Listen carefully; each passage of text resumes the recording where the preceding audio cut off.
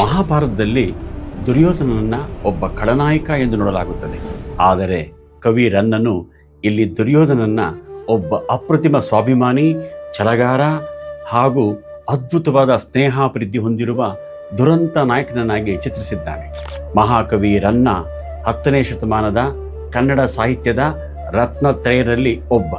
ರನ್ನನ ಶಕ್ತಿಶಾಲಿ ಕಾವ್ಯವೇ ಸಾಹಸ ಭೀಮ ವಿಜಯಂ. ಇದಕ್ಕೆ ಮತ್ತೊಂದು ಹೆಸರು ಗದಾಯುದ್ಧ. ಈ ಕಾವ್ಯದಿಂದ ಆರಿಸಲಾದ ಛಲಮನೆ ಮೆರವೆಂ ಪದ್ಯಭಾಗವು ರೋಮಾಂಚಕಾರಿಯಾಗಿದೆ. ಕುರುಕ್ಷೇತ್ರ ಯುದ್ಧ ನಡೆಯುತ್ತಿದೆ, ಕೌರವ ಪಡೆ ನಾಶವಾಗಿದೆ, ಭೀಷ್ಮ ಪಿತಾಮಹರು ಶರಶಯ್ಯೆಯಲ್ಲಿ ಅಂದರೆ ಬಾಣಗಳ ಹಾಸಿಗೆಯ ಮೇಲೆ ಮಲಗಿದ್ದಾರೆ. ಆತನನ್ನು ನೋಡಲು ದುರ್ಯೋಧನ ಬರುತ್ತಾನೆ. ಆಗ ಭೀಷ್ಮರು, ಸುಯೋಧನ ಸಾಕು ಮಾಡು, ಪಾಂಡವರೊಂದಿಗೆ ಸಂಧಿ ಮಾಡಿಕೊಂಡು ಬದುಕು ಎಂದು ಬುದ್ಧಿವಾದ ಹೇಳುತ್ತಾರೆ. ಆಗ ದುರ್ಯೋಧನ ನೀಡುವ ಉತ್ತರವೇ ಈ ಪದ್ಯದ ತಿರುಳು. ಅಜ್ಜ, ನಾನು ಬಂದದ್ದು ಆಶೀರ್ವಾದಕ್ಕೆ, ಸಂಧಿಗಲ್ಲ. ಭೀಷ್ಮರ ಬುದ್ಧಿವಾದದ ಮಾತಿಗೆ ಮುಗುಳ್ನಗುತ್ತಾ ದುರ್ಯೋಧನ ಹೇಳುತ್ತಾನೆ, ಅಜ್ಜ, ನಾನು ನಿಮಗೆ ನಮಸ್ಕರಿಸಿ ಹೋಗೋಣ ಎಂದು ಬಂದರೆ ನೀವು ಶತ್ರುಗಳೊಡನೆ ಸಂಧಿ ಮಾಡಿಕೊ ಎನ್ನುತ್ತಿದ್ದೀರಲ್ವಾ? ಯುದ್ಧ ಭೂಮಿಯಲ್ಲಿ ಈ ಮಾತಿಗೆ ಅರ್ಥವಿಲ್ಲ. ಮಣ್ಣಿಗಾಗಿ ಅಲ್ಲ, ಛಲಕ್ಕಾಗಿ ನನ್ನ ಹೋರಾಟ. ದುರ್ಯೋಧನನ ಅತ್ಯಂತ ಪ್ರಬಲವಾದ ಮತ್ತು ಅಭಿಮಾನದ ಮಾತು ಇಲ್ಲಿದೆ. ನೆಲಕ್ಕಿರುವೆನೆಂದು ಬಗೆದಿರೆ ಛಲಕ್ಕಿರುವೆ ಅಂದರೆ, ಅಜ್ಜ, ನಾನು ಪಾಂಡವರೊಂದಿಗೆ ಕಾದಾಡುತ್ತಿರುವುದು ಈ ಮಣ್ಣಿಗಾಗಿ, ಭೂಮಿಗಾಗಿ ಎಂದುಕೊಂಡಿದ್ದೀರಾ? ಖಂಡಿತ ಅಲ್ಲ. ನಾನು ಹೋರಾಡುತ್ತಿರುವುದು ನನ್ನ ಛಲಕ್ಕಾಗಿ, ಸ್ವಾಭಿಮಾನಕ್ಕಾಗಿ.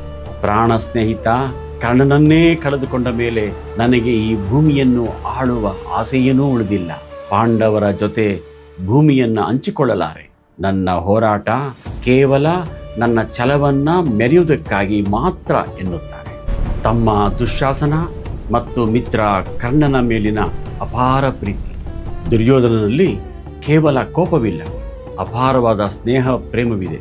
ನನ್ನ ಪ್ರಾಣ ಸ್ನೇಹಿತ ಕರ್ಣ ಆ ದಿನಪಸುತ ಮತ್ತು ನನ್ನ ಮುದ್ದಿನ ತಮ್ಮ ದುಶ್ಯಾಸನನ ಕೊಂದ ಆ ಪಾರ್ಥ ಮತ್ತು ಭೀಮ ಬದುಕಿರುವವರೆಗೂ, ನನ್ನ ದೇಹದಲ್ಲಿ ಪ್ರಾಣ ಇರುವವರೆಗೂ ನಾನು ಸಂಧಿ ಮಾಡಿಕೊಳ್ಳಲಾರೆ.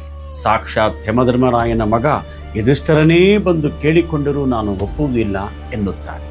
ಸಾವು ನಿಶ್ಚಿತ, ಆದರೂ ಛಲ ಅಜರಾಮರ. ನನ್ನೊಡನೆ ಹುಟ್ಟಿದ 100 ಜನ ಕೌರವರು ಈಗಾಗಲೇ ಯುದ್ಧದಲ್ಲಿ ಶೌರ್ಯದಿಂದಲೇ ಸತ್ತಿದ್ದಾರೆ. ನನಗೆ ಆಕ್ರೋಶ ಅಂಕುರಿಸಿ ಹೊರಹೊಮ್ಮಿದೆ. ಆಗಲಿ, ಸತ್ತರೆ ಏನು? ಆ ತಮ್ಮಂದಿರು ಮತ್ತೆ ಹುಟ್ಟರೇನು? ಅವರೆಲ್ಲರ ಒಡಗೂಡಿ ಮತ್ತೆ ಮರುಜನ್ಮದಲ್ಲೂ ಪಾಂಡವರ ವಿರುದ್ಧ ಹೋರಾಡುತ್ತೇನೆ ಎನ್ನುತ್ತಾರೆ. ದುರ್ಯೋಧನನ ಅಂತಿಮ ನಿರ್ಧಾರ. ಕೊನೆಯದಾಗಿ ದುರ್ಯೋಧನ ಅಜ್ಜ ಭೀಷ್ಮರಿಗೆ ಖಡಾಖಂಡಿತವಾಗಿ ಹೇಳುತ್ತಾನೆ, ಅಜ್ಜ, ಇನ್ನು ಯುದ್ಧ ಬೇಡ ಎಂದು ಹೇಳಬೇಡಿ. ಇಂದಿನ ಯುದ್ಧದಲ್ಲಿ ಒಂದೋ ಪಾಂಡವರು ಉಳಿಯಬೇಕು ಅಥವಾ ನಾನು ಉಳಿಯಬೇಕು. ಈ ಭೂಮಿ ಅವರಿಗಾದರೂ ಒಲಿಯಲಿ, ನನಗಾದರೂ ಒಲಿಯಲಿ, ಆದರೆ ಕದನ ಮಾತ್ರ ನಿಲ್ಲದು. ಸಾಮಾನ್ಯವಾಗಿ ಮಹಾಭಾರತದಲ್ಲಿ ದುರ್ಯೋಧನನ್ನ ಒಬ್ಬ ಖಳನಾಯಕ ಎಂದು ನೋಡಲಾಗುತ್ತದೆ.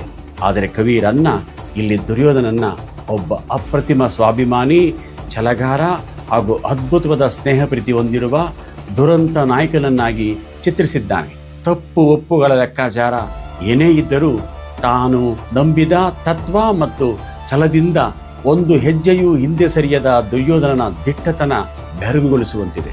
ಯುದ್ಧದ ಪರಿಣಾಮ ಸರ್ವನಾಶ ಎಂದು ತಿಳಿದಿದ್ದರೂ ಶರಣಾಗತಿಯ ಬದಲು ವೀರ ಮರಣವನ್ನು ಅಪ್ಪಿಕೊಳ್ಳುವ ಅವನ ಛಲದ ಗುಣ ರನ್ನನ ಕಾವ್ಯದಲ್ಲಿ ಅದ್ಭುತವಾಗಿ ಮೂಡಿಬಂದಿದೆ. ಛಲದೊಳ್ ದುರ್ಯೋಧನ.